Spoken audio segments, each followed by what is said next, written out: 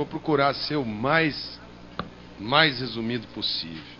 Cheguei aqui a essa audiência pública hoje e logo a primeira fala foi uma fala do presidente da comissão, nosso colega, nobre deputado Nelson Pellegrino.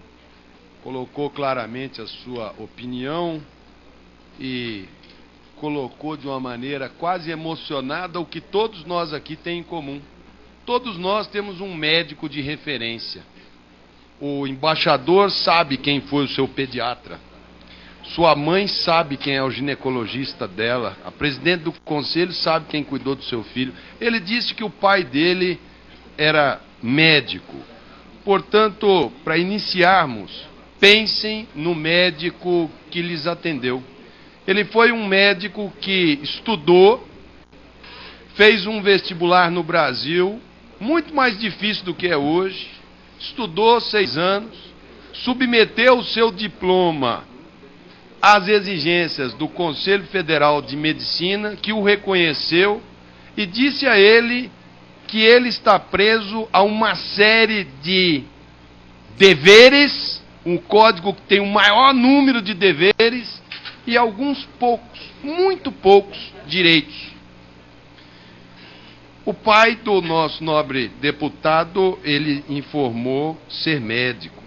Então eu peço a todos os senhores que a primeira pessoa que vocês perguntem o que acham desta política é o médico de vocês. Ele deveria perguntar ao pai dele, não sei se é falecido. Se falecido for, analise a memória e vote de acordo com o que você acha que o seu pai, médico brasileiro, diria sobre esse assunto.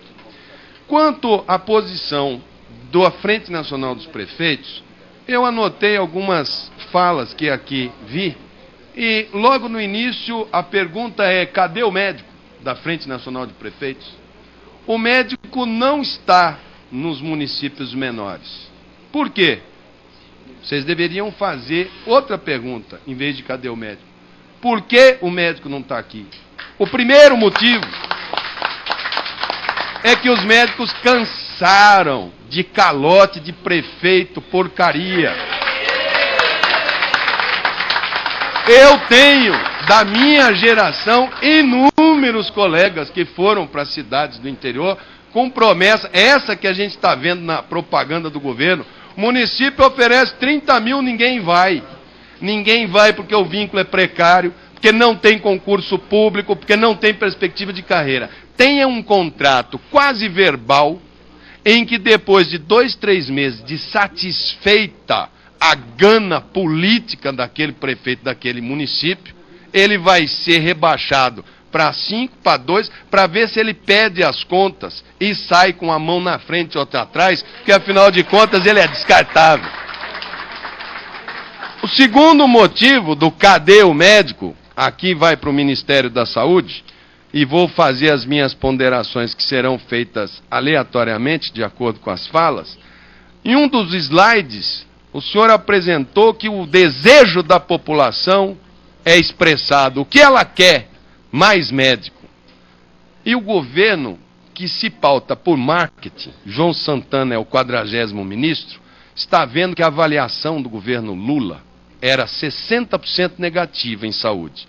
Do governo Dilma, a avaliação dela é 78% negativa em saúde. O ano que vem tem eleição presidencial. E esta articulação é para dar uma resposta eleitoreira para a população, para satisfazer aquela resposta de uma população que, quando instada a falar, é ruim o sistema de saúde? É.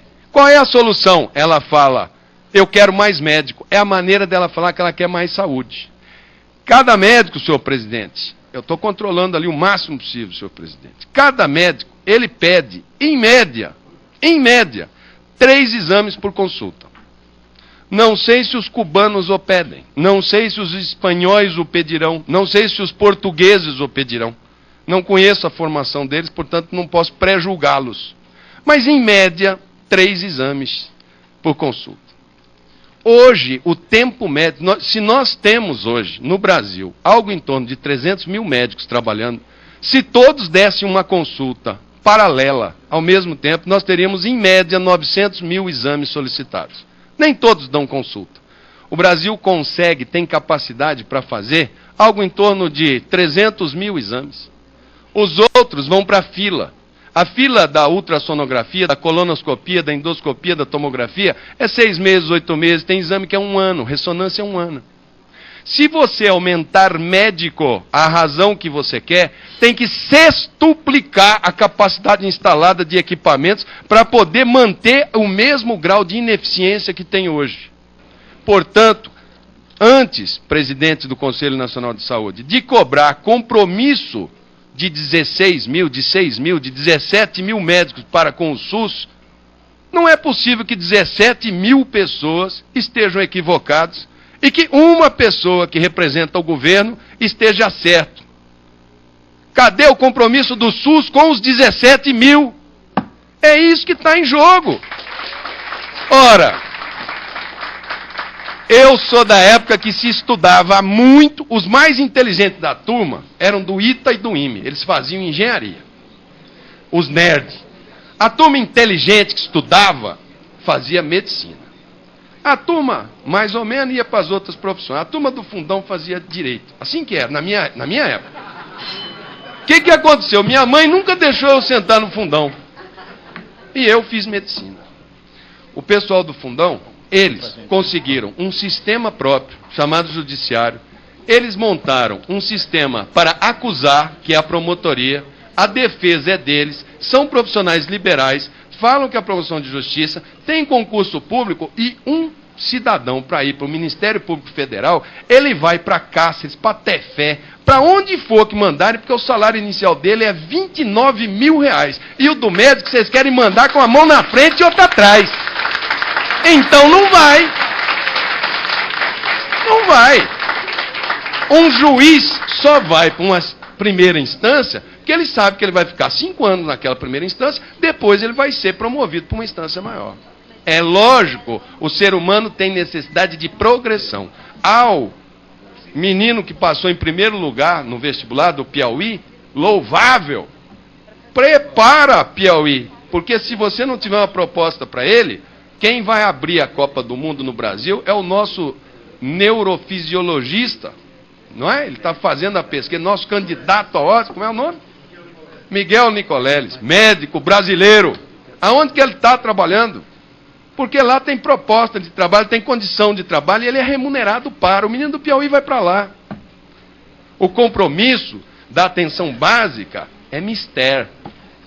Se eu vou porque eu quero ir. Hoje, quem está fazendo atenção básica no Brasil, e muitos fazem, é por vocação. Porque se fosse por reconhecimento, eles não estão fazendo atenção básica. E quanto às especialidades, aos postos de trabalho, se o MEC aqui tivesse, eu gostaria de fazer essa pergunta ao MEC, o número de pessoas que vão fazer faculdade na Bolívia e no Paraguai está em torno de 20 mil, foi dito aqui. Todo dia, todos os deputados dessa casa aqui recebem pedidos de pais para fazer transferência de menino do Paraguai e da Bolívia para o Brasil. E muitos fazem burlando o vestibular, que é uma fraude e um desrespeito contra os meninos brasileiros que foram estudar e passaram no vestibular. Errado também. Vergonha também. Então, seja ele decreto, eu não sei se esse vai ser o instrumento da presidente. Como nós estamos numa ditadura, que esse governo é uma ditadura, porque o que ela quer fazer, ela aprova aqui dentro, se quiser mudar a bandeira, muda. Pode ser que faça um decreto proibindo o Conselho Federal de Medicina de fiscalizar. Nós vamos entrar nos anos de sombra, de escuridão. Os corpos que os médicos de Cuba produzirem, os mortos, ficarão com as suas lápides na frente do Palácio do Planalto. Deputado. E ficará na conta de cada deputado que eventualmente votar a favor dessa MP da morte, que é o que eu estou sentindo que vem por aí. Portanto, tenho desse parlamentar a minha mais absoluta e veemente repúdia a todos aqueles que estão conspirando. Deixando bem claro, aqueles que se submeterem à prova, sejam formados na Índia, no Paquistão, no Japão, na Coreia, em Cuba, no Paraguai, e que forem aprovados no Revalida, são bem-vindos e têm o seu registro feito no Conselho Federal de Medicina e vão se submeter às regras do governo brasileiro, que vai lhes oferecer os postos de trabalho com esses médicos que estão aí. Sem prova, sem se submeter, ao meu ver, o ministro da Saúde, se assim o proceder, e todos os médicos que compactuarem com isso, devem ser denunciados ao Conselho Federal de Medicina e devem ter os seus registros de medicina suspensos, porque estão prejudicando a população brasileira.